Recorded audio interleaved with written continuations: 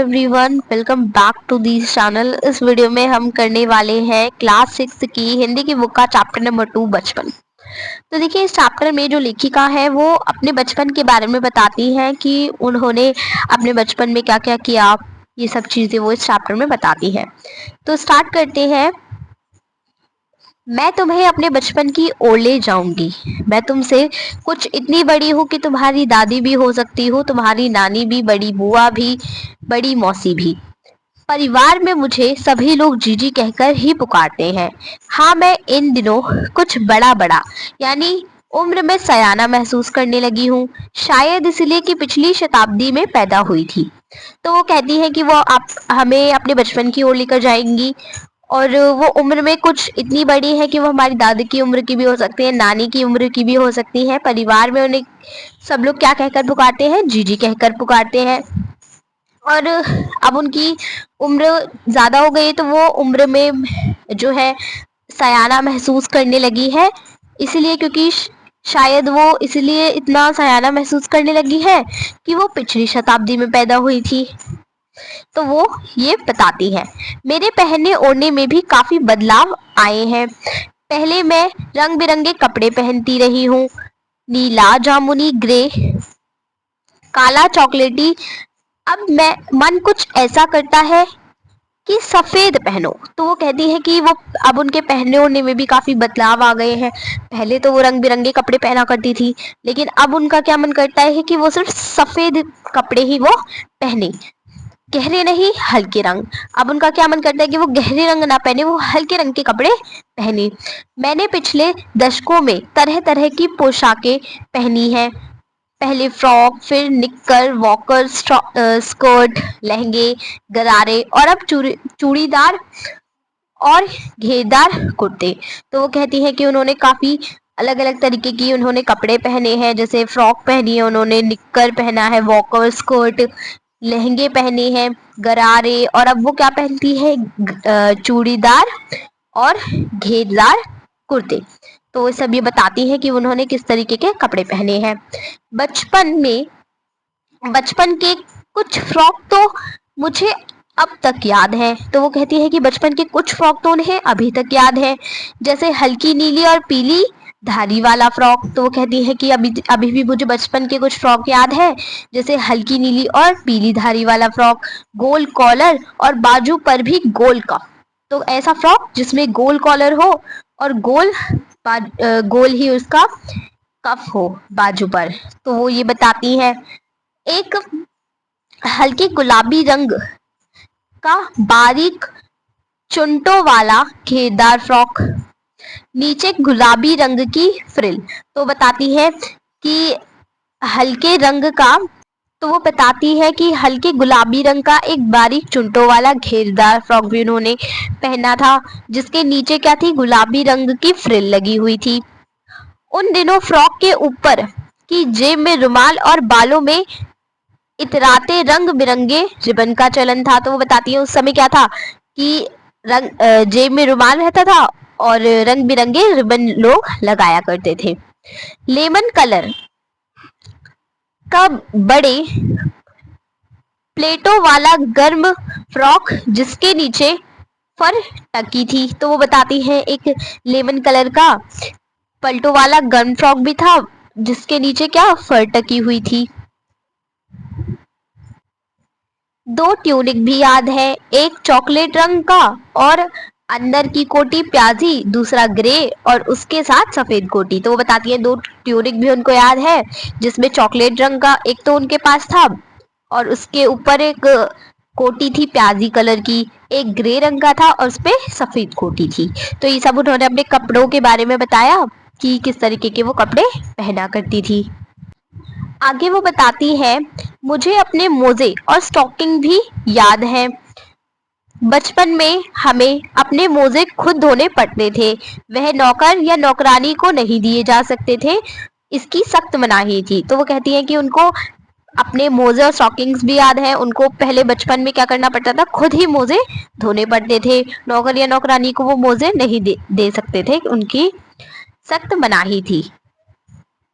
हम बच्चे इतवार की सुबह इसी में लगाते, धो लेने के बाद अपने अपने जूते पॉलिश करके चमकाते। जब जूते कपड़े या ब्रश से रगड़ते तो पॉलिश की चमक उभरने लगती। तो वो बोलती है कि इतवार यानी संडे के दिन वो सब यही काम करते थे, अपने अपने जूते धोते थे और उनको पॉलिश कर कर चमकाते थे। जब जूते कपड़े या ब्रश से रगड़ते थे, उनको पॉलिश करते थे, तो वो उनकी चमक जो है वो बढ़ने लगती थी और वो बहुत सुंदर दिखने लगते थे।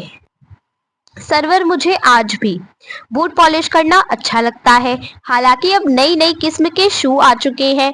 कहना होगा कि ये पहले से कई ज्यादा आरामदेह है। हमें जब नए जूते मिलते उसके साथ ही छालों का इलाज शुरू हो जाता। तो वो बताती है कि अभी उनको पॉलिश करना, बूट्स को, जूते को ये पॉलिश करना उनको अच्छा लगता है और अब तो काफी नए नए तरीके के शूज चल गए हैं। फिर वो बोलती है कि उनको जो है अब आज जो जूते आते हैं वो पहले के जूतों से बहुत ज्यादा आरामदेह हैं। अगर उनको पहले नए जूते मिलते थे ना तो पैरों में उनके छाले पड़ जाते थे। अब जो जूते आते हैं वो काफी आरामदेह है। जब कभी लंबी सैर पर निकलते अपने पास रुई जरूर रखते। जूता लगा तो रुई मोजे के अंदर।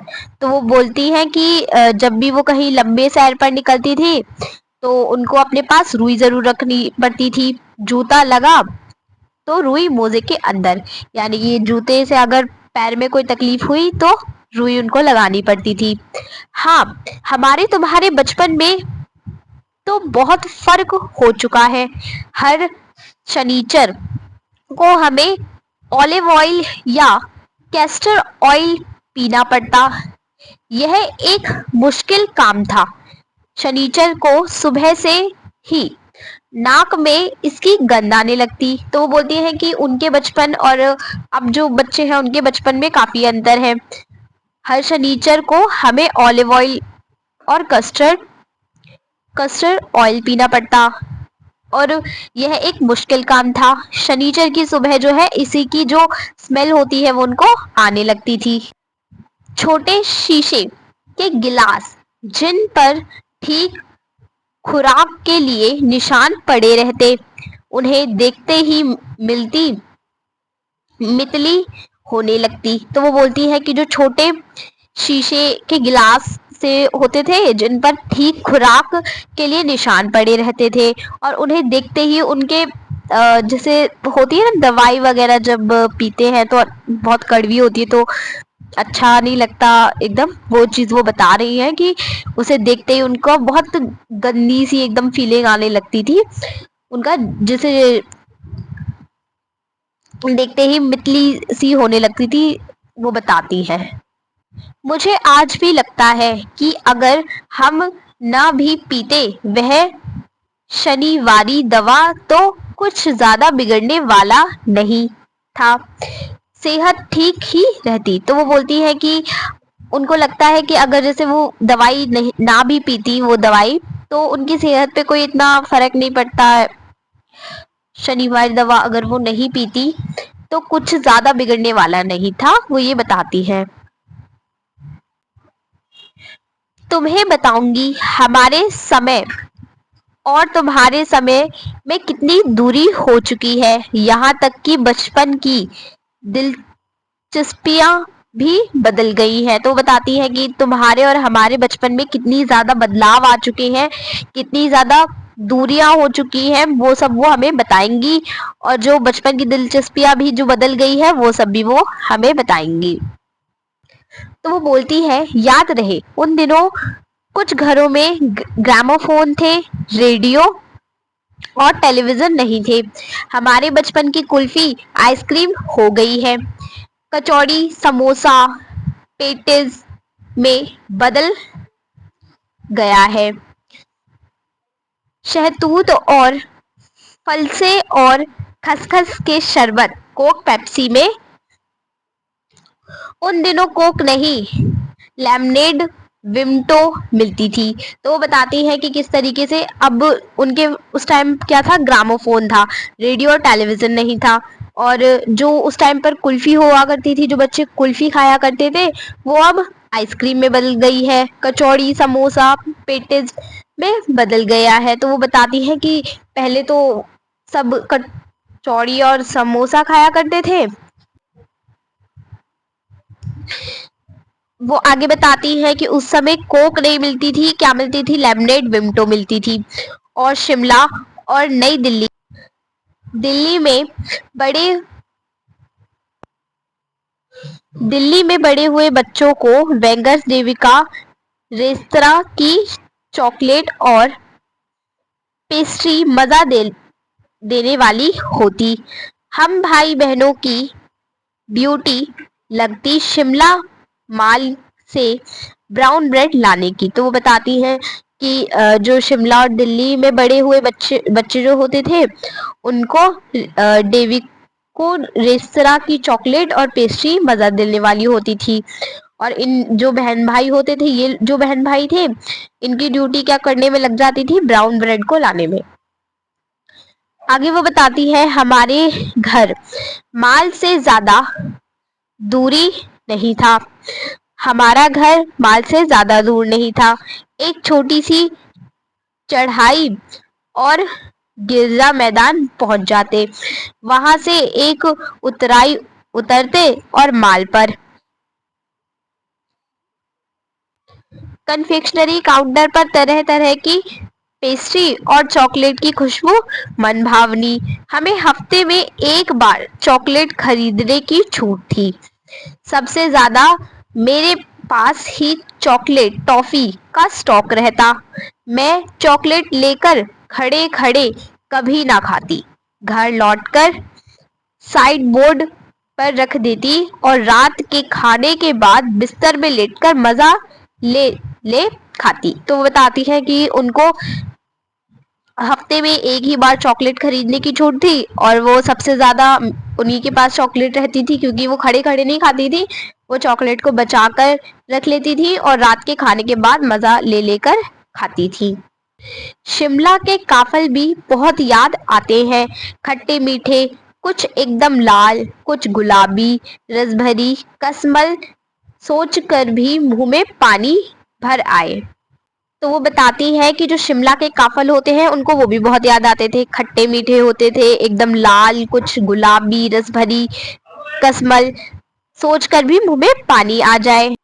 चेस्टनट एक और गजब की चीज, आग भर भूने जाते और फिर छिलके उतार कर भूमे। तो बताती है कि चेस्टनट भी उनको काफी पसंद थे, है ना, वो गजब की चीज थी एकदम, और वो उनको भूनती और फिर उसके छिलके उतार कर उनको खाते। चने जोर गरम और अनारदाने का चूरन। हाँ, चने जोर गरम की पुड़िया तो तब थी, वह अब भी नजर आती है। पुराने कागजों से बनी हुई एक पुड़िया में नीरा हाथ का कमाल है। तो वो बताती है कि चने जोर गरम और अनारदाने का चूरन भी वो खाती थी, जिसमें वो एक पुड़िया में बंधी रहता था जो है, और वो काफी अच्छा लगता था और अभी भी वो उनको कहीं कहीं देखने को मिल जाता है। नीचे से तिरछी लपेटते हुए ऊपर से इतनी चौड़ी कि चने आसानी से हथेली पर पहुंच जाए। तो वो बताती है कि नीचे से